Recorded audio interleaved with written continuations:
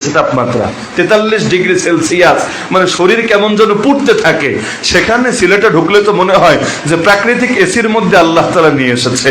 তো এখন মনে করেন এই যে ইস্তেসকার নামাজ, যদিও ইস্তেসকা মূলত গরম কমানোর নামাজ না, ইস্তেসকা হলো যদি পানির সংকট দেখা দেয়, পুকুরও খালি, কূপও খালি, নদী নালাও শুকিয়ে যাচ্ছে, একেবারে ফসলের মাঠ মানে একেবারে ভেঙে চূর্ণ চৌচির হয়ে যাচ্ছে, কৃষক যদি এখন খেতখামারি না করে সবাই অভাবে পড়বে, ওই সময় মূলত ইস্তেসকার নামাজ পড়া লাগে। তারপর ইস্তেসকার নামাজের মূল কথা কি?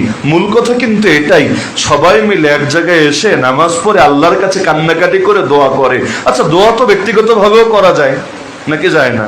আমরা বলে দিলাম ভাই ঘরে ঘরে তোমরা না দোয়া করে নিও, তাহলে ইস্তেসকা তো ব্যক্তিগতভাবে করলেও চলতো, সবাই মিলে একসঙ্গে এসে করলে ফায়দা কেন হচ্ছে? ফায়দা হচ্ছে এটা তো ক্লিয়ার, দেখা যাচ্ছে কখন ঈদগাহ থেকে বাড়ি ফিরতে পারছে না, তার আগেই রহমতের বৃষ্টি শুরু হয়ে যাচ্ছে, আল্লাহ তাআলা নুসরত করছেন সত্য, কিন্তু একসাথে এসে পড়ার ফজিলতটা কি হচ্ছে? ফজিলত এটাই যে জাতীয় পাপের কারণে জাতীয় অনাবৃষ্টি দেখা দিয়েছে, এখন জাতি একসঙ্গে এসে যখন কান্নাকাটি করছে, আল্লাহ রহমতের দরিয়া জোশ চলে আসছে, আল্লাহ সবাইকে রহম করছেন।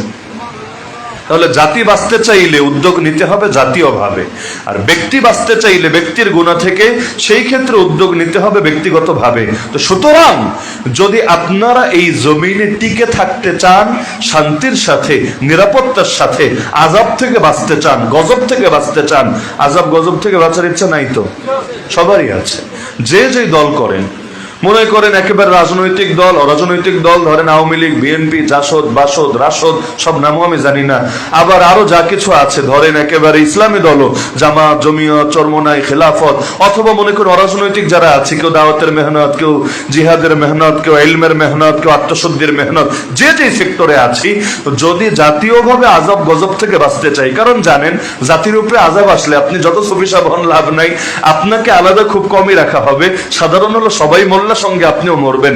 যেমন কিয়ামতের আগের আলামত বলতে গিয়ে নবী এক হাদিসে বললেন যে ইমাম মাহদির বিরুদ্ধে এক বাদশাহ সে বিশাল বাহিনী পাঠাবে একেবারে কাবা বরবাদ করার জন্য, মুসলমানদেরকে কচুকাটা করার জন্য।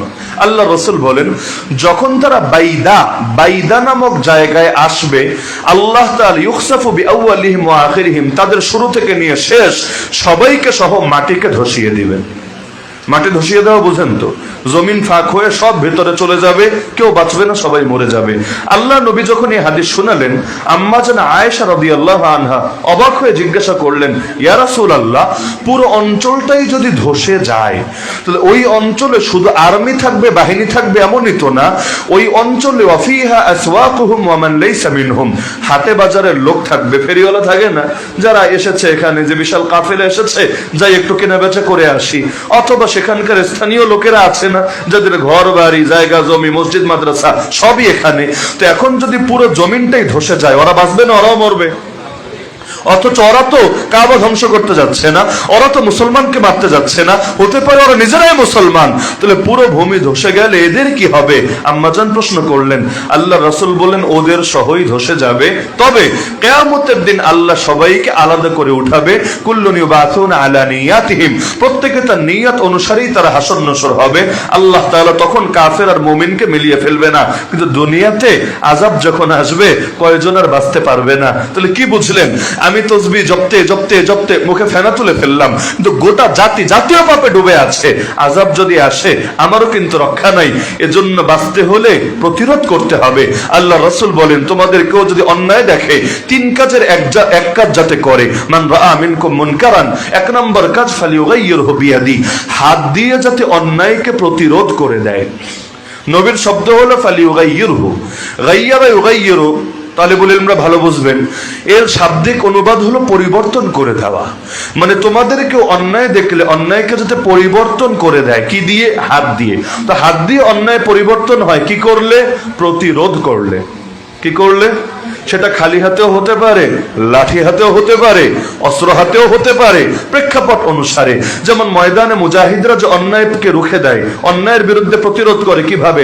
বাঁশ হাতে নিয়ে না, যেমন ইসরায়েলিরা ফিলিস্তিনের বুকে মুসলমান মারছে, তো মুসলমানরা প্রতিরোধ করছে কি বাঁশ হাতে নিয়ে? না, বরং ওরা যা নিয়ে মারতে আসছে মুসলমানও তা দিয়ে প্রতিরোধ করছে। তো হাত দিয়ে মানে অনেক কিছু দিয়ে হতে পারে, তো হাত দিয়ে ব্যাপক অর্থে প্রতিরোধ মানে পাওয়ার প্রয়োগ করা, যার কাছে পাওয়ার আছে সে পাওয়ার ব্যবহার করবে। যেমন এখানে জনপ্রতিনিধি যারা আছেন, অথবা জনপ্রতিনিধি লাগবে না, পরিবারের কর্তা যারা আছেন, আপনি দেখতে পাচ্ছেন আপনার ছেলে একটা আকাম করছে, মেয়ে একটা গুনাহে জড়িয়ে গেছে, আপনি শুধু মিষ্টি মিষ্টি ওয়াজ নসিহত করলে হবে না, ছেলে আমার এরকম করলে এরকম হবে, ওরকম করলে ওরকম হবে, সুতরাং এটা থেকে বেঁচে থাকা উচিত, এইরকম বয়ান দিলে হবে না, বরং পাওয়ার ব্যবহার করতে হবে, প্রয়োজনে তাকে শাসন করতে হবে। আল্লাহ নবী বলেন, লা তারফা আনহুম আসাকা আদাবা, আদবের লাঠি উঠায় নিও না, শাসনের লাঠি উঠায় নিও না, না হলে সমাজে শৃঙ্খলা থাকবে না। দেখেন না, পুলিশের হাতে, প্রতিটা দেশে আইন শৃঙ্খলা বাহিনীর হাতে অস্ত্র থাকে নাকি থাকে না? কেন? খুনোখুনি করার জন্য, অথবা সমাজে সন্ত্রাস ছড়ানোর জন্য না, বরং শাসন করার জন্য। কেন? সবাই মিষ্টি মিষ্টি কথায় মানুষ হবে না, অল্প কিছু চুলকানির রোগী থাকবে সব জায়গায়, এগুলোরে মাইরা শাসন করে করে মামলা দিয়ে দিয়ে শায়েস্তা করতে হবে। মিষ্টি কথায় সবার হেদায়েত হয় না, তাহলে শাসনের লাঠি লাগে নাকি লাগে না? আরে লাগে নাকি লাগে না? এটা দেশের মাসালায় বুঝেন, কিন্তু স্কুলের মাসালায় বুঝে না। এখন আইন হয়ে গেছে স্কুল কলেজে মাদ্রাসায় লাঠি ব্যবহার করা যাবে না। হ্যাঁ, তাহলে দেশটাও চালান লাঠি ছাড়া, যে এই দেশের মধ্যে কোনো পুলিশ কোনো বাহিনী লাঠি ব্যবহার করতে পারবে না, অস্ত্র ব্যবহার করতে পারবে না, এগুলো সব সন্ত্রাস, এগুলো জঙ্গিবাদ, সব ছেড়ে দেন। বলবে না না হুজুর, তাহলে তো দেশই টিকবে না, সব কিছু ভণ্ডদের দখলে চলে যাবে। দেশ টিকাতে চাইলে শৃঙ্খলার স্বার্থে ব্যবহার করতে হবে। তো শৃঙ্খলা দেশে দরকার আছে, প্রতিষ্ঠানে দরকার নাই? বলে না দরকার নাই? সব কিছুর বাড়াবাড়ি ক্ষতিকর। এখন যদি পুলিশও অস্ত্র নিয়ে বাড়াবাড়ি করে, ক্ষতি হবে নাকি হবে না? বিদ্যালয়ের মধ্যেও এখন শিক্ষক যদি লাঠি একটা পেয়েছে, এমন মারলো, ছাত্রের একেবারে জীবনই বরবাদ করে দিল, ক্ষতি হবে নাকি হবে না? তো বাড়াবাড়ি তো সবকিছুতেই ক্ষতিকর, বাড়াবাড়ি নিয়ে কথা না, কিন্তু স্বাভাবিক শাসনও যদি করতে না দেয় কি হবে? এখনের কওমি মাদ্রাসা আর স্কুল দুটোকে আলাদা করে দেখেন, তাহলে বুঝবেন কি হবে। এখনো দেখবেন কওমি মাদ্রাসা আলহামদুলিল্লাহ আগের চাইতে কিছুটা কমলেও কিন্তু এখনো পর্যন্ত আদব কায়দা আছে, কোন ছাত্র উস্তাদের সাথে বেয়াদবি করবে কল্পনাও করা যায় না। আর স্কুল কলেজ অল্প কিছু আছে এখনো, যেটা সেখানে কথা কল্পনাও করা যায় না, ছাত্র উল্টা পাল্টা করবে। কিন্তু অনেক প্রতিষ্ঠান এমন হয়ে গিয়েছে, ছাত্ররা শিক্ষকরে ঘুরাচ্ছে। কি হচ্ছে নাকি হচ্ছে না? শাসন ছাড়া কখনো সমাজ চলে না। যদি চলতো তাহলে রব্বুল আলামিন দুটোর কথাই আলাদা করে বলতো না, একদিকে জান্নাত আর একদিকে জাহান্নাম, পানিশমেন্টের ব্যবস্থা লাগে। না হলে আল্লাহ তো চাইলে পারতেন একদলটা জান্নাত আর একদলটা মাটি বানায় দিবেন, মাটি কেচ্ছা খতম। কিন্তু না, শান্তিও লাগে শাস্তিও লাগে, দুইটাই লাগে। যদি দুটো না থাকে, ওই দেশ আর দেশ থাকে না, মগের মূল্যকে পরিণত হয়ে বসে। তাহলে এক নম্বর কাজ আল্লাহ বললেন, অন্যায় দেখলে কি করতে হবে? হাত দিয়ে প্রতিরোধ করে দিতে হবে। দুই নম্বর কাজ, অন্যায় দেখলে যদি হাত না থাকে, যেমন আমাদের হুজুরদের, আমাদের পাওয়ার আছে নাকি? কি দেশের মধ্যে পাওয়ার আছে নাকি? হুজুর দিয়া দেশটা ভরা, তো হুজুরদের বাক স্বাধীনতা পর্যন্ত থাকে না। কি বলবে না বলবে এটাও খেজুররা এসে ঠিক করে দেয়। হুজুর এ কথা বলা যাবে না, ও কথা বলা যাবে না। আসমানের উপরের বয়ান দিবেন আর মাটির নিচের বয়ান দিবেন, ঠিক হয় ভাই? আসমানের উপরের বয়ানেরও দরকার আছে, যেহেতু আল্লাহ এগুলো শিখিয়েছে। মাটির নিচের বয়ানেরও দরকার আছে, কারণ দুদিন পর মাটির নিচে যেতে হবে। কিন্তু আসমানের নিচে আর মাটির উপরেরটা কি তোর বাপে বলবে? মানে হুজুর বুঝলাম যে উপরেরটা বলবে নিচেরটা বলবে, তো মাঝখানেরটা কার জন্য রেখে দিবে বলেন? বললে তো সবই বলতে হবে। সব যদি না বলে, নিজেকে হুজুর দাবি করবে কোন মুখে? আল্লাহ নবী সব বলেন নাই? তো নবীরা দুনিয়াতে এক সময় ছিলেন, এখন নাই, তারা দুনিয়াতে আর কিয়ামতের আগে কেউ আসবেন না। মানে নতুন কোন নবী আসবেন না। ঈসা আলাইহিস সালাম আসবেন, উনি তো নতুন কোন নবী না, আগেরই নবী। দুনিয়ার বুকে আর নতুন কোন নবী আসবে? তাহলে এই জাতির মধ্যে ধর্ম প্রচার করার দায়িত্ব কাদেরকে দেওয়া হয়েছে? নবীর ওয়ারিসদেরকে, আলেমদেরকে। তো নবীরা পৌঁছে গেলেন পুরোটা, আলেমরা যদি পৌঁছে আংশিকটা, তাহলে নিজের নবীর ওয়ারিস দাবি করলেও তো এটা ভণ্ডামি হবে। নবীর ওয়ারিস দাবি করার মানেই হলো তাকে সব বলতে হবে। এর জন্য ইব্রাহিম নবীর মতো যদি আগুনে পোড়া লাগে, আলহামদুলিল্লাহ। যদি মুসা আলী ইসলামের মতো সাগরে নিক্ষিপ্ত হওয়া লাগে, আলহামদুলিল্লাহ। যদি জাকারিয়া আলী ইসলামের মতো টুকরা হওয়া লাগে, আলহামদুলিল্লাহ। যদি আল্লাহ রসুলের মতো দেশ থেকে দেশান্তরিত হওয়া লাগে, আলহামদুলিল্লাহ। দুনিয়ার সব কষ্ট সয়ে নিতে রাজি থাকবে, কিন্তু দুনিয়ায় ভালো থাকার জন্য আখিরাত বরবাদ করতে রাজি হবে না। তো নবী বলেছেন এক নম্বর কাজ হাত দিয়ে প্রতিরোধ করা, না পারলে দুই নম্বর কাজ মুখ দিয়ে প্রতিবাদ করা। মুখ দিয়ে মানে এই মুখ দিয়েও হতে পারে, কলম দিয়েও হতে পারে, প্রতিবাদ করা। আর নবী বললেন এই প্রতিবাদও যদি না পারে সর্বনিম্ন হলো অন্তর দিয়েও পরিবর্তন করে দেওয়া। আচ্ছা, অন্তর দিয়ে পরিবর্তন হয় কিভাবে? আপনারা অনুবাদ করেন ঘৃণা করলে, বাংলাদেশে অনুবাদটাই চলে যে হাত দিয়ে মুখ দিয়ে পরে আসে অন্তর দিয়ে ঘৃণা, কিন্তু আমার একটু বুঝে ধরে না কেন জানেন? নবীর শব্দ ঘৃণা না, নবীর শব্দ ফালিউগাইয়িরহু, পরিবর্তন করে দেওয়া, অন্যায়কে পরিবর্তন করে দেওয়া। সবাই মিলে ঘৃণা করলে অন্যায় পরিবর্তন হয় না, পরিবর্তন হয় অন্তর দিয়ে প্ল্যান করলে। অন্তর দিয়ে কি করলে? আজকে বাস্তবায়ন করতে পারছে না, দুদিন পর ঠিকই পারবে। আল্লাহ নবী 3 বছরের অধিক সময় কারাগারে বন্দী থাকলেন, ওই যুগের কারাগার আর কি, যেখানে খাবার পর্যন্ত দিল না, গাছের পাতা খেতে খেতে সাহাবীদের মল পর্যন্ত ছাগলের মলের মতো হয়ে গিয়েছিল, মুখের মাড়ি পর্যন্ত ছুলে গিয়েছিল। তো এই যে 3 বছর বন্দী থাকলেন, হাত তো ব্যবহার করতে পারলেন না অন্যায়ের বিরুদ্ধে, মুখ দিয়েও তো প্রতিবাদ পৌঁছাতে পারলেন না সব জায়গায়, কিন্তু অন্তর কি বসেছিল একদিনের জন্য? থাকে নাই। তো অন্তর দিয়ে প্ল্যান করা, এটাও তো মুমিনের শান, কারণ অন্তরে প্ল্যান থাকলেই একদিন না একদিন বাস্তবায়িত হবে। অন্তরে যদি খালি থাকে বাস্তবায়ন হবে কিভাবে? যেমন আমাদের আলেম ওলামারা বছরের পর বছর যারা কারাগারে বন্দী ছিল, এখনো কেউ কেউ আছে, আল্লাহ চাইলে 2-4 দিনের মধ্যে ফিরে আসবেন ইনশাআল্লাহ। তো এই যে লম্বা সময় যে আলেম ওলামারা বন্দী থাকলেন, সেখানে হাতও নাই, সেখানে জবানও নাই, দিল কি নাই? দিলকে ছিল না? তাহলে সেখানে আপনি খোঁজখবর নিয়ে দেখেন যে আলেমরা ছিলেন ব্যক্তিগতভাবে এবং পরস্পরে মিলে পরামর্শ করে ইসলামের খেদমত কিভাবে করা যায়, এই জাতিকে গুনাহ থেকে কিভাবে বের করে আনা যায়, সেকুলার ফিতনা, নাস্তিকবাদী ফিতনা, কাদিয়ানি ফিতনা, হিজবুত তাওহীদ ফিতনা কিভাবে বন্ধ করা যায়, এগুলো নিয়ে তারা প্ল্যান পরিকল্পনা করেছেন নাকি করেন নাই, আপনি গিয়ে খোঁজে নেন। তাহলে আল্লাহ নবীর শিক্ষা হলো যেখানে হাত নাই মুখ নাই সেখানে বসে থাকার সুযোগ নাই, সর্বনিম্ন হলো অন্তর দিয়েও প্ল্যান পরিকল্পনা করতে হবে। যদি না করে ঈমানের দুর্বলতম স্তরটাও নাই তার মাঝে। তা আমি আপনি মুহাম্মদুর রাসূলুল্লাহ সাল্লাল্লাহু আলাইহি ওয়াসাল্লামের উম্মত হিসাবে আমাদের তো ঈমানের ন্যূনতম লেভেলটা অন্তত ধরে রাখতে হবে, নাহলে নবীর সামনে কোন মুখ নিয়ে হাজির হব কিয়ামতের ময়দানে।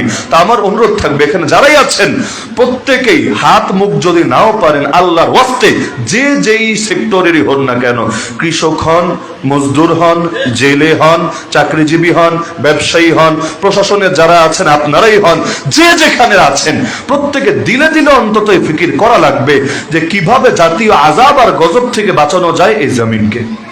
নাকি আযাব গজবে ধ্বংস হতে চান নাকি? তাহলে আযাব থেকে বাঁচতে চাইলে আযাব কার হাতে আর শান্তিও কার হাতে? আল্লাহকে রাজি করলে শান্তি পাবেন, আল্লাহকে নারাজ করলে আযাব খাবেন। তো আযাব থেকে বাঁচতে চাইলে সব গুনাহ ছাড়তে হবে, ব্যক্তিগত গুনাহ ছাড়লেই শুধু হবে না, জাতীয় গুনাহ ছাড়তে হবে। আমার দৃষ্টিতে এখন সবচাইতে বড় গুনাহ হলো এই কয়েকটা, যার কয়েকটা আমি বলে ফেলেছি, বাকি কয়েকটা শিরোনাম ধরিয়ে দিচ্ছি। হ্যাঁ, যদিও প্রথম সাক্ষাৎ মানে কানাইঘাটে আমি জীবনে কোনোদিন আসি নাই, দেখতেও না, বয়ান তো দূরের কথা। তো সেই হিসাবে প্রথম সাক্ষাৎ, আর প্রথম সাক্ষাতে কি বলা উচিত কি বলা উচিত না এটা অনেক সময় বোঝা মুশকিল হয়। কেন জানেন? মানে প্রতিটা এলাকার মানুষের রুচি অনুসারে কথা বললে তাদের ভালো লাগে। এখন কোন এলাকার মানুষের রুচি বা দিনদারির হালত কি সেটা তো আর আমার জানা নাই। এখন এটা জানি কানাইঘাটের মানুষ আলহামদুলিল্লাহ দিনদারিতে অনেক অগ্রসর। বাকি যেই কথাগুলো আমি বললাম এটা তো আর কবরের ওয়াজও না, জান্নাত জাহান্নামের ওয়াজও না, আবার আসমানের উপরের ওয়াজও না। এই কথাগুলো কে কিভাবে নিচ্ছে আর নিচ্ছে না তাও আমি জানি না। বাকি আমরা কোনো এলাকায় গেলে আলহামদুলিল্লাহ দ্বিতীয়বার যাওয়ার খাহেশ নিয়ে যাই না, মানে যে তোমার ভালো লাগুক আর কষ্ট লাগুক, যেটা আমার নবীর ওয়ারিস হিসাবে পৌঁছানো দরকার আমি পৌঁছে দিয়ে যাব। এতে যদি টাটা গুড বাই দাও কোনো সমস্যা নাই, কারণ এটা আমাদের পেশা না, বরং এটা আমাদের দাওয়াতি মিশন। তাহলে যে কথাগুলো বললাম কি অজরুরি মনে হচ্ছে বা ফাওয়ালাপ মনে হচ্ছে? আর যদিও এটা হয়তো প্রচলিত কথার বাইরে, মানে যেগুলো আপনারা সবসময় শুনে অভ্যস্ত, হয়তো কথা সেটা না। কেউ কেউ হয়তো আশা নিয়ে বসেছিলেন যে হুজুর মায়ের বয়ান করে একেবারে কান্দায়া শোয়া ফেলা হয়, কেউ হয়তো ভেবেছিলেন কবরের আযাবের কথা বলে একেবারে মানে বাসার আগে উঠে দিবে। এখন যখন দেখলেন না হুজুর দুইটার কোনোটাই বলে না, হয়তো কষ্ট পাচ্ছেন নাকি? কষ্ট পাচ্ছেন নাকি? না, কথাগুলো কাজের কথা। যদি কিছু মানুষও পুরো দেশ থেকে কাজগুলো করার জন্য তৈরি হয়, দুদিন আগে বা পরে সমাজ পরিবর্তন হবেই হবে। আল্লাহ নবী যখন মক্কায় দাওয়াত শুরু করলেন, মক্কা তখন জাহেলি সমাজ, কিন্তু নবীর দাওয়াতের বরকতে একদিন সেই মক্কা হলো, সেই মদিনা হলো এমন ইসলামী সমাজ যার আলোয় কিয়ামত পর্যন্ত মানুষ আলোকিত হতে থাকবে। তো অন্ধকার দেখেই ভয় করার কিছু নাই, মেঘ দেখে তুই করিস নে ভয়, আড়ালে তার সূর্য হাসে। তা আজকে বাংলাদেশে অনেক পাপ ছড়িয়ে গেছে, তাতে কি? শাহজালালের বাংলায় নয়া গৌর গোবিন্দদের পদধ্বনি শোনা যাচ্ছে, তাতে কি? একদিন না একদিন এই বাংলা আবারও ঘুরে দাঁড়াবেই দাঁড়াবে। নাস্তিক বেঈমানরা লেজ গুটিয়ে পালাতে বাধ্য হবেই হবে।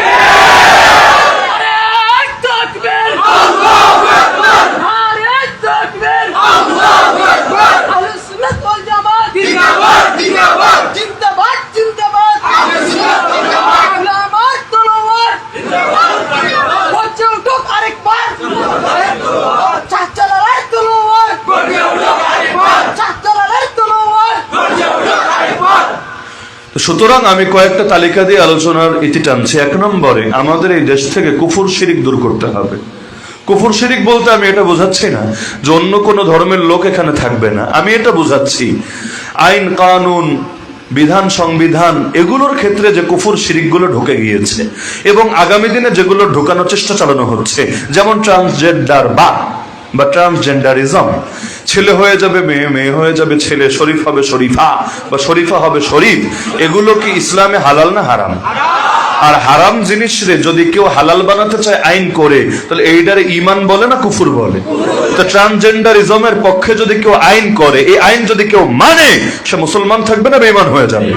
এরকম যত রকম পশ্চিমা এজেন্ডা আছে শক্ত হাতে যে যেই দল করি, যে যেই মত পোষণ করি, কিন্তু এই কুফর শিরিকের ব্যাপারে জিরো টলারেন্সে এসে সব কুফর শিরিককে চিরতরে নিশ্চিহ্ন করে দিতে হবে।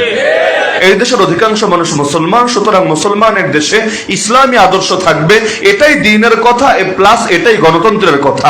গণতন্ত্র যদি বলে অধিকাংশ জনগণ যা মানে তা হবে, তাহলে আমি আল্লাহর কসম করে বলতে পারি এই দেশের অধিকাংশ মানুষ এই ট্রান্সজেন্ডার বা চায় না, এই বান্দর তত্ত্ব চায় না, এই মানব রচিত আইনের আগ্রাসন আর জুলুম চায় না।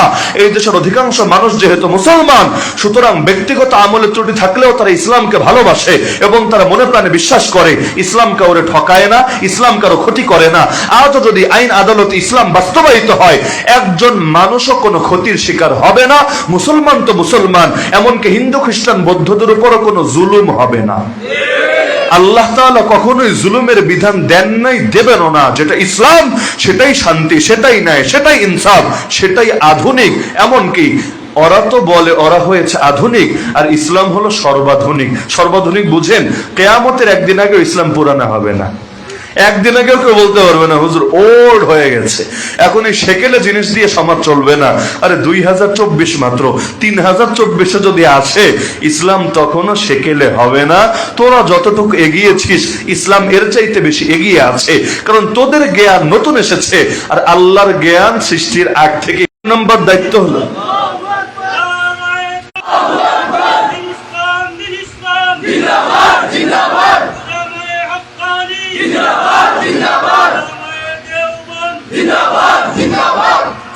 সুতরাং 1 নম্বর কাজ কুফর শিরিক দূর করতে হবে।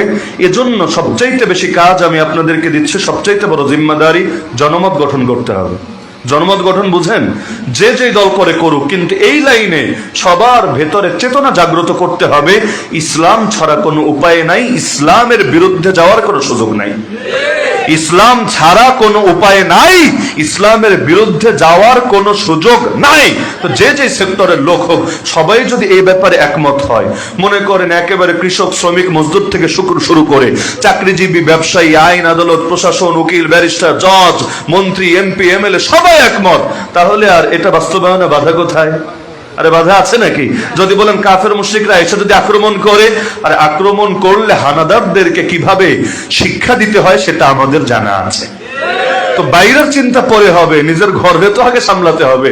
ঘরে ভাইয়ে ভাইয়ে যদি দুশ্মনী থাকে, তাহলে ঘরে দমন করতে পর লাগে না, ওরা নিজেরাই আপোষে মরে। আমাদের তো এখন হালত এমন, আমরাই তো আমাদের শত্রু, আমরাই আমাদের শত্রু। তা আমাদের সমন করতে, শত্রুকে দমন করতে বাহিরের লোক লাগবে না, আমরাই যথেষ্ট আমাদের দমন করার জন্য। দেখেন না, হুজুরের বিরুদ্ধে আরেক হুজুরের কেমনে লাগালাগি চলে, কোরআনের মাহফিল বন্ধ করার জন্য কেমন ষড়যন্ত্র চলে। আরে তোর যদি হাতে পাওয়ার থাকে, ওই পাওয়ার ব্যবহার করে তুই কুফর ঠেকা, শিরিক ঠেকা, গুনাহ ঠেকা, কিন্তু ওখানে তোমার টর্চলাইট দিয়ে খুঁজে পাওয়া যায় না। গানের অনুষ্ঠান বন্ধ করতে তোমার কোন অ্যাক্টিভিটিস দেখা যায় না। সব ক্রোধ সব ক্ষোভ খালি হুজুরের বিরুদ্ধে। কিয়ামতের দিন কোন মুখ নিয়ে দাঁড়াবে আল্লাহর সামনে? তাহলে মনে থাকবে তো ইনশাআল্লাহ। এক নম্বর কাজ কুফর শিরিক ঠেকাতে হবে। দুই নম্বর কাজ বেদাত মুক্ত বাংলাদেশ গড়ে তুলতে হবে, কারণ বেদাতের সঙ্গে রবের নুসরত থাকে না।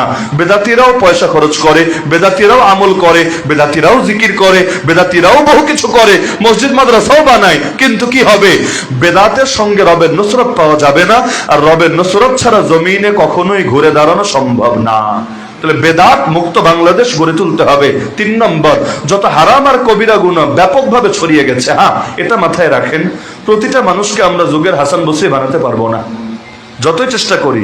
কেউ গান শুনবে না, কেউ পাপ করবে না, কেউ সিনেমা দেখবে না, এটা স্টাইলও সম্ভব না, কারণ মানুষের মধ্যে শয়তান আর নফস যতদিন আছে পাপ ততদিন মানুষ করতেই থাকবে। তবে পাপের সামাজিকীকরণ হতে দেব না। সুদ কেউ ব্যক্তিগতভাবে খাবে, সেটাকে আমরা যদি ঠেকাতে নাও পারি, তাও পাপের শাস্তি আসলে ব্যক্তির উপরে আসবে, কিন্তু দেশের অর্থনীতি কেন সুদের উপর চলবে? এই দেশের মানুষকে সুদের বিকল্প দেন। ইসলামে এমন কিছু নাই যেটার জন্য আমাদেরকে এখন এটাকে বাদ দিয়ে কাফেরদের কাছ থেকে আদর্শ নিয়ে চলতে হবে। ইসলাম এত সুন্দর এবং এতটা পরিপূর্ণ, এক ইসলামের মধ্যে প্রতিটা রোগের মহা ঔষধ এবং প্রতিটা সমস্যার সমাধান খুঁজে পাওয়া যাবে। আচ্ছা, আপনাদের কি ধারণা, যদি আজকে বাংলাদেশকে আমরা সুদমুক্ত করে গড়ে তুলি, এই দেশের অর্থনীতি খারাপ হবে? এই দেশের অর্থনীতি খারাপ হবে? যেখানে কি অর্থনীতিবিদদের জ্ঞানের দৌড় শেষ, সেখানে রবের দৌড় শুরু। আমার রবের জ্ঞানকে মাপার মতো কোন পাল্লা দুনিয়ার কারো আছে নাকি? রবের জ্ঞানের চাইতে কামেল জ্ঞান কারো আছে নাকি? তাহলে কেন কাফের মুশরিকদের আদর্শ নিতে হবে রে ভাই? বলবেন লোন দিব, এই দিব, কিভাবে দিব? এগুলোর কি ইসলামে কোনো শিক্ষা আছে? আছে। প্রয়োজনে আলাদা ফিকহি সেমিনার আয়োজন করেন, আমরা একেবারে বিস্তারিত রূপরেখা পয়েন্ট বাই পয়েন্ট দেখিয়ে দিব যে ইসলামী মেনে কিভাবে ব্যাংকিং করবেন, কিভাবে লোন দিবেন, কিভাবে দেশ চালাবেন, কিভাবে এই দেশের গরিব মানুষদেরকেও তাদেরকে স্বাবলম্বী করবেন। সবকিছু সমাধান ইসলামে আছে। মুসলমান হয়ে হাত পাতা লাগবে না কাফের মুশরিকদের কাছে। মনে থাকবে তো ইনশাআল্লাহ? এই কয়েকটা কাজ, সমস্যা তো অনেক, সব বলবো না বা বলার সুযোগও নাই। এই কয়েকটা কাজ আমি শুধু আপনাদেরকে অনুরোধ করলাম, যে যেখানে আছেন, এটা ভাইবেন না হুজুর আমি গ্রামে থাকি, সাধারণ একজন মানুষ, এগুলো আমারে শুনে কি হবে? দেশ কি আমার হাতে? রাষ্ট্র কি আমার হাতে? আপনারই হাতে, আপনারই হাতে। প্রত্যেকে যদি দায় অন্যের কাছে চাপায়, পরিবর্তন কিভাবে হবে? প্রত্যেককে সচেতন হতে হবে, তাহলেই না দেশের পরিবর্তন আসবে। আর যদি সব দায় শুধু হুজুরদের কাছে দিয়ে রাখেন, মেসাবরা সব করে দিবে, এর কিচ্ছু পারবে না, কিচ্ছু পারবে না। তাহলে কি হবে? 100 জন, 200 জন, 1000 জন, 1 লাখ জন ময়দানে নামবে, কয়েকজনকে নিয়ে জেলখানায় ভরে রাখবে, ব্যাস কেচ্ছা খতম। কিন্তু না, এই দেশের প্রতিটা ইঞ্চি ইঞ্চি মাটির সাথে ইসলামকে মিশিয়ে দিতে হবে, যাতে করে কল্লা কেটে জমিনে লুটিয়ে পড়া সম্ভব হলেও এই কল্লা কখনো নত না হয় বাতিলের সামনে। আবু তালেবকে চেনেন আপনারা? চেনেন না আবু তালেবকে? খাজা আবু তালেব মুসলমান ছিল না মুশরিক ছিল? জান্নাতি হবে না জাহান্নামী হবে? এটা বলে আলোচনার ইতি টানছে। আবু তালেব একজন মুশরিক নেতা হয়ে, জাহান্নামী ব্যক্তি হয়েও যদি কুরাইশকে চ্যালেঞ্জ দিতে পারে, কুরাইশ কান খুলে শুনে নে, আমি আবু তালেব যতদিন জীবিত আছি, তোরা মুহাম্মাদের ক্ষতি করা তো দূরের কথা, মুহাম্মাদের গায়ে টাচও করতে পারবি না। যদি মুহাম্মাদের কিছু করতে হয়, হাত্তা ওয়াসাদা ফি তুরাবি দাফিনা, আগে আমাকে মারতে হবে, জমিনে আমার লাশ পড়বে, মাটির তলে আমার দাফন হবে, এরপর আমার কবরের উপর পাড়া দিয়ে যাবি, এর আগে আমি বেঁচে থাকতে মুহাম্মাদের কোনো ক্ষতি হতে দেব না। তা কুরাইশ নেতা হয়ে, মুশরিক হয়ে, জাহান্নামী হয়েও আবু তালেব যদি হুঙ্কার ছুটতে পারে, আমি আপনি পাপী হতে পারি, অন্তত কাফের তো না, মুশরিক তো না, নাস্তিক তো না, বেঈমান তো না, মুরতাদ তো না, আমি আপনি কেন বলতে পারি না, আরে যতদিন আমি জীবিত আছি, আমার ভেতরে প্রাণ আছে, সেই প্রাণে স্পন্দন আছে, যতদিন আমাদের ধমনীতে রক্ত প্রবাহিত আছে, এই দেশ থেকে কিছুতেই ইসলামকে নিশ্চিহ্ন করা যাবে না, যাবে না, যাবে না। তো এই একটা তামান্না যদি সকলে মিলে লালন করে, ইনশাআল্লাহ ইনশাআল্লাহ ইসলাম নিয়ে কেউ ছিনিমিনি খেলতে পারবে না। রাজি আছেন তো ইনশাআল্লাহ? তো সুতরাং যে যেখানে আছেন সেখান থেকে আগেই বলেছে, আর কিছু পারেন না পারেন, জনমত গঠন করেন, মানুষকে সচেতন করেন। আল্লাহর আযাব আর গজব থেকে এই বিজ্ঞান দিয়ে বাঁচতে পারবা না, এই আধুনিক প্রযুক্তি দিয়ে বাঁচতে পারবা না। আল্লাহর আযাব আর গজব থেকে বাঁচতে চাইলে আল্লাহরে খুশি করতে হবে, আর ইসলাম ছাড়া আল্লাহরে খুশি করতে কেউ কখনো পারবে না। সুতরাং পাপ হলে ব্যক্তিগতভাবে হোক, জাতীয় পাপের কারণে জাতীয় গজব নেমে না আসুক। মনে থাকবে ইনশাআল্লাহ। আল্লাহ আমাকে আপনাকে সবাইকে তৌফিক দান করুন। প্রত্যেকে যদি চেষ্টা করেন আল্লাহ ইনশাআল্লাহ সবাইকে কবুল করবেন। কিয়ামতের দিন আল্লাহ কাউরে জিজ্ঞেস করবে না বান্দা বিজয়ী হয়েছিলে কিনা, আল্লাহ জিজ্ঞেস করবে বান্দা চেষ্টা করেছিলে কিনা। ওয়া আল্লাইসা লিল ইনসানি ইল্লা মা সাআ। তো চেষ্টা করি, সবাই চেষ্টা করি। সন্তানকে মানুষ বানানোর চেষ্টা করলে আল্লাহ কিন্তু আপনারে ধরবে না, কিন্তু আপনার গাফলতের কারণে সন্তান নষ্ট হলে আল্লাহ আপনারে ছাড়বেও না। তো এই দেশটা তো আমাদেরই, নাকি অন্য কারো? এই দেশটাকে বিজেপির, দেশটাকে আরএসএস এর, দেশটাকে জায়োনিস্টদের, দেশটাকে মার্কিন মগের মুল্লুকদের? আরে না, এই দেশটা কাদের? আমাদের। তা আমাদের দেশটা গড়তে হবে কাদের? আমাদেরকেই। ইসলাম দিয়ে, ঈমান দিয়ে, কোরআন দিয়ে ইনশাআল্লাহ শান্তি ছড়িয়ে যাবে। আল্লাহ আমাকে আপনাদেরকে সবাইকে কবুল করুন, তৌফিক দান করুন। যুবকরা কষ্ট করে এই প্রতিকূল আবহাওয়াও যে সুন্দর মাহফিল আয়োজন করেছেন, আল্লাহ তাআলা সবাইকে জাযায়ে খায়ের দান করুন। সম্ভবত বেশিরভাগ তালিব বলেন আল্লাহ তাআলা তাদেরকে আগামী দিনের সিপাহ সালার হিসাবে কবুল করুন। ইসলামী নামধারী বাতিলের সাথে আপোষ করে ইসলামের কাজ করা যাবে কি? আপোষ এক জিনিস, আর কখনো কূটনৈতিক সম্পর্ক ভিন্ন জিনিস। আদর্শিকভাবে কোনো বাতিলের সাথে আপোষ করে কখনো হক জিন্দা হয় না। হক জিন্দা হয় হক তরিকায়, বাতিল তরিকায় কখনো হক জিন্দা হয় না। পেশাব দিয়ে সারাদিন ধুইলেও কাপড় কখনো পাক হবে না, আরো নাপাক হবে। একইভাবে যতই আপনি বাতিলের সাথে আপোষ করে দিন জিন্দা করতে চান, দিন জিন্দা হবে না, আরো বেশি লস হবে। তবে কূটনৈতিক সম্পর্ক সাময়িকভাবে সেটা বৈধ আছে। যেমন আল্লাহ রাসূল সাল্লাল্লাহু আলাইহি ওয়াসাল্লাম কখনো কূটনৈতিক সম্পর্ক করেছেন বিভিন্ন কাফের গোষ্ঠীর সাথেও। আদর্শিক না, আদর্শ ভিন্ন জিনিস, কূটনৈতিক ভিন্ন জিনিস। আফগানিস্তানের এখন কূটনৈতিক সম্পর্ক আছে চায়নার সাথে। তবে এর মানে এটা না যে আফগানিস্তানের মুসলমানরা এখন চাইনিজ আদর্শ মানে বাম রাজনীতি, সমাজতন্ত্র গ্রহণ করে নিয়েছে, অথবা কাফের মুশরিকদের এজেন্ডা বাস্তবায়ন শুরু করেছে, তা না। বরং দেশের উন্নয়নের জন্য, বৈদেশিক কিছু চাপ এড়ানোর জন্য, আর আমেরিকার রোশনহোল থেকে কিছু সাইডে নিজেদেরকে সেফ রাখার জন্য সাময়িক কূটনৈতিক সম্পর্ক করেছে। তো বাতিলের সাথে কূটনৈতিক সম্পর্ক করা যায় নিজের আদর্শিক অবস্থান ঠিক রেখে, জাতির সামনে বার্তা ক্লিয়ার রেখে, এবং স্থায়ীভাবে না, সাময়িকভাবে, তাও শর্ত সাপেক্ষে। শর্ত আলেমদের থেকে এটা জেনে নিতে হয় যদি কেউ এরকম সম্পর্ক করতেও চায়। তবে আদর্শিক সম্পর্ক কখনো বাতিলের সাথে করা যায় না। এতে লোক আমরা কমে গেলে সমস্যা নাই। মনে করেন বাতিল বাদ দিলে আমরা সংখ্যায় কমে যাব না? আসলেই তো কমে যাব। বেদাতি, টেদাতি, শিয়া, খারেজি, রাফিজি যা আছে সবগুলোরে মিলালে তো সংখ্যা বেড়ে যাবে। আমাদের সংখ্যা বেশি লাগবে না। সংখ্যার সঙ্গে রবের ওয়াদা না, হকের সঙ্গে রবের ওয়াদা। তো কাদিয়ানি মিলালে আমাদের সংখ্যা একটু বাড়বে, শিয়া মিলালে আর একটু বাড়বে, আরো যত ভণ্ডটন্ড আছে মিলালে আরো বাড়বে। মিলানো লাগবে না। আমরা 313 থাকলেও রবের নুসরত আসমান থেকে নেমে আসবে। আরেকটা প্রশ্ন করেছে মহিলাদের ইমামতি জায়েজ কি? না, মহিলাদের ইমামতি জায়েজ না। আল্লাহ তাআলা মহিলাদেরকে নেতৃত্ব দেন নাই, না নামাজের না অন্য জায়গার। তো ইমামতিটা তাদের জন্য জায়েজ নাই। তারা মুসল্লি হতে পারে, মুক্তাদি হতে পারে, ইমাম হতে পারে না। হাত্তাকে মহিলাদের জামাত যদি হয়, মানে পুরুষ বেড়া নাই, সব মহিলারা, সেখানেও মহিলারা ইমামতি করতে পারে না। ইমামতি, নবুয়ত, রিসালাত, এই জিম্মাদারিগুলো আল্লাহ তাদেরকে দেনই নাই। হ্যাঁ, আল্লাহ তাদেরকে সওয়াব দিয়েছেন, তবে দায়িত্ব কম রেখেছেন। দায়িত্ব কম, তবে সওয়াব পুরাই। যেমন ইতিহাসে কোনো নারী কখনো নবী হয় নাই, কিন্তু দেখেন আল্লাহ নবী যে জান্নাতে যাবে তার স্ত্রীও সেই জান্নাতে যাবে না? স্বাভাবিক ব্যাপার। কারণ নবী বলেছেন তারা দুনিয়াতেও আমার স্ত্রী, আখিরাতেও আমার স্ত্রী। তো এখন নবুয়তের জিম্মাদারি পালন করতে রাসূলের কত কষ্ট হলো।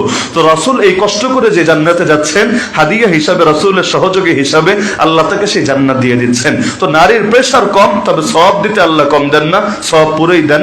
যেমন সহিহ বুখারীতে হাদিস আছে, পরশুদিন আমি সবক পড়িয়েছি, এটা কিতাবুল জিহাদের মধ্যে পাবেন। আম্মা জান আয়েশা রাদিয়াল্লাহু আনহা বলেন, ইয়া রাসূলুল্লাহ, আমরা দেখতে পাচ্ছি জিহাদ সর্বোত্তম আমল, আমরা কি জিহাদ করব না?